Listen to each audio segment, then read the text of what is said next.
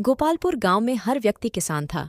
उस गांव को किसानों का गांव कहा जाता था, क्योंकि लोगों को खेती के अलावा कुछ और नहीं आता था। गांव वाले ज्योतिषी को बहुत मानते थे। एक बार उनके गांव में जाने माने ज्योतिषी का आगमन हुआ। सभी गांव वाले उस ज्योतिषी के पास पहुंचे और गांव का भविष्य जानना चाहा। ज्योतिषी ने भविष्यवाणी करते हुए कहा कि अगले 10 साल तक इस गांव में बारिश नहीं होगी। पानी की एक एक बूंद के लिए गांव वाले तरस जाएंगे। गोपालपुर गांव में अकाल पड़ेगा।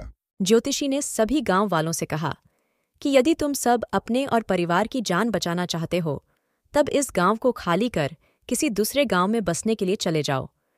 उनकी बातें सुनने के बाद सभी गांव वाले बेचैन हो उठे। उन्होंने घर जाकर सामान बांधना शुरू किया और सबने फैसला लिया कि वे अगली सुबह ही गांव खाली कर देंगे। उस गांव में एक परिवार ऐसा था जो किसी ज्योतिषी और भविष्यवाणी पर कभी यकीन नहीं करता था। उस परिवार का मुखिया, जिसका नाम हरिया था, उसने अपनी बीवी और बच्चों से कहा कि वे गांव छोड़कर नहीं जाएंगे और ये सब बेकार की बातें हैं। इतने साल तक सूखा पड़ ही नहीं सकता। जब गांव वालों को पता चला कि हरिया उनके साथ नहीं चल रहा है, तब गांव के कुछ बुजुर्ग और बड़े व्यक्ति उसके पास पहुंचे और उसे गांव के साथ चलने के लिए कहा। लेकिन हरिया अपनी ही जिद पर अड़ा रहा और उसने सभी गांव वालों के साथ जाने से इनकार कर दिया। अगली सुबह हरिया और उसके परिवार को छोड़ बाकी सभी लोग गांव छोड़कर चले गए। पूरा गांव खाली था। सब लोग जा चुके थे। हरिया को समझ नहीं आ रहा था कि क्या किया जाए, क्योंकि एक तरफ ज्योतिषी की भविष्यवाणी और दूसरी तरफ पूरे गांव का खाली हो जाना। 3 दिन के बाद हरिया ने सोचा कि क्यों न हल को लेकर खेत ही जोतता रहूं, क्योंकि जो काम है वह तो होता रहे। उसने खेत जोतना शुरू किया। पहले दिन निराश हताश होकर ही वह घर लौटा और यही सिलसिला 4 दिन तक चलता रहा। हफ्ते बीत जाने के बाद एक दिन हरिया अपनी खेत पर हल जोतने पहुंचा।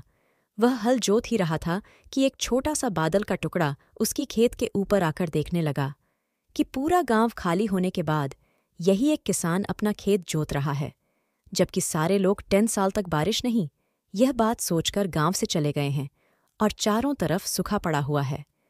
उसने किसान से पूछा, अरे ओह किसान, क्या तुम बेवकूफ हो? सारे गांव वाले चले गए लेकिन तुम अकेले ही खेत जोत रहे हो। यह सुनकर किसान ने बादल से कहा, क्या आपको पता है कि मैं खेत क्यों जोत रहा हूं? इसके पीछे एक बड़ी वजह है। उसी वजह के कारण मैं काम कर रहा हूं। वजह यह है कि मैं खेत इसलिए जोत रहा हूं कि मैं खेत जोतना ना भूल जाऊं, हल चलाना ना भूल जाऊं। आपका तो पता नहीं कि आप कब बरसोगे, लेकिन अगर मैं हल चलाना भूल गया तो मैं अपनी जिंदगी में करूंगा भी क्या? बादल ने सोचा कि ज्योतिषी ने तो भविष्यवाणी कर दी है कि 10 साल तक हम बरसेंगे नहीं। अगर हम बरसेंगे नहीं तो कहीं हम बरसना न भूल जाएं। वहां और भी बादल इकट्ठा हो गए और जमकर बारिश होने लगी।